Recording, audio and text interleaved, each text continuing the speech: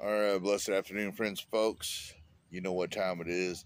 How about some brunch for the soul? Why, yes, not breakfast, but brunch.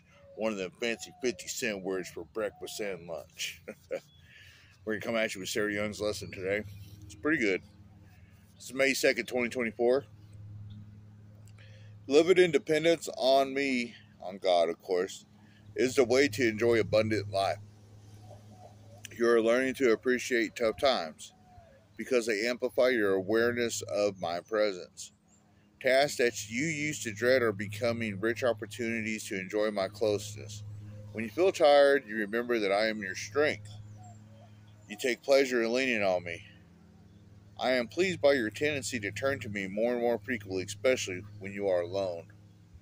Sometimes when I go to visit uh, my buddies over in Chickasha and my people, my friends is married into the family and vice versa, I get tired from there to here, even though it's a short drive. I'll pray.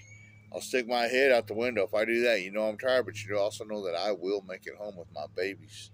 Their safety's in my hands, so I'll get out. But while that wind is whipping my face, I've even lost a couple earrings off from it, from not having my backs on. But I'll be praying to the Lord, Lord, let me drive me home safe, Lord. For you're driving and I'm riding shotgun, take me home safe. And I get back in the car, put my seatbelt on, keep going. If I do it again, I'll do it anywhere from 1 to 4 times, and I'll make that trip home because I'm dependent on the Lord. We make it home each and every time. A lot more great examples than that, but leaning on the Lord, it's going to bring you nothing but victory by His strong right hand. When you are with other people, you often lose sight of my presence. Now we got other people involved instead of you being by yourself. You ever be around someone, like, you'll be around them and they'll be good as gold, but when they get around other people, they start acting high-eyed or act some kind of way, or they'll be thinking that they can make you the butt of all their jokes just to impress their friends. Yeah, that will draw you away. But the Lord, He's watching us. Are we going to treat Him the same when we're alone? Or are we going to treat Him the same when people are around as well as when we're alone? One may ask. Your fear of displeasing people put you in bondage to them. Our people? Is the crowd our idol? Do we bow before the crowd? Is it going to be the Lord or is it going to be the crowd? Your fear of displeasing people put you in bondage to them, and they become your primary focus. When you realize this has happened, whisper my name. Jesus, help me. This tiny act of trust brings me to the forefront of your consciousness where I belong.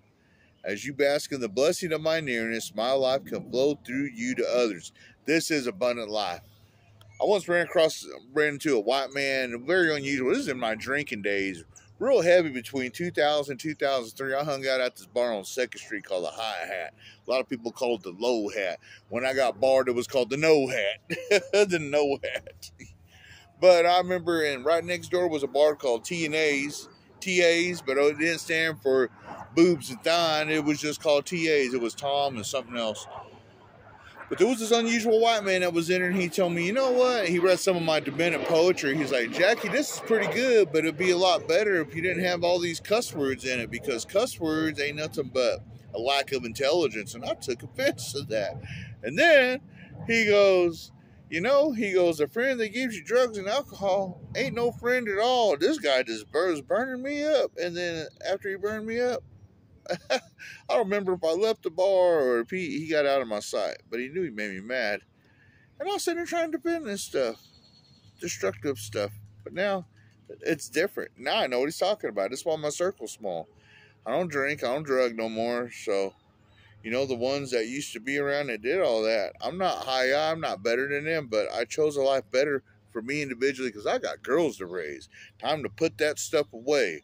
For when I was a child, I spoke as a child. When I stepped up to being a warrior, it was time to have warrior things about me, and that's being a prayer warrior. When you are with other people, you often lose sight of my presence. But when you surround yourself by God's people, like my mother-in-law is also my pastor. When I surround myself with her and the people that she knows that are truly of God, we have an excellent time. We have fellowship, and fellowship is strong. It'll root you in the tree of life. The tree of life, well, right here. The basic instructions before leaving Earth. the tree of life. Its leaves has a healing for all nations, for all the months of the year. So you and I, all we got to know is that God is near. Jesus is coming home.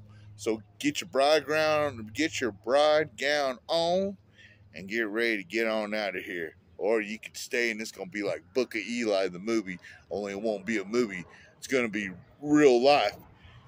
And it's going to be terrible. But it is what it is. Fearing people is a dangerous trap, but trusting the Lord means safety. When you believe in Goha, the unquiet spirit, you're not going to know fear. You're going to know love. Be blessed in your iron journey.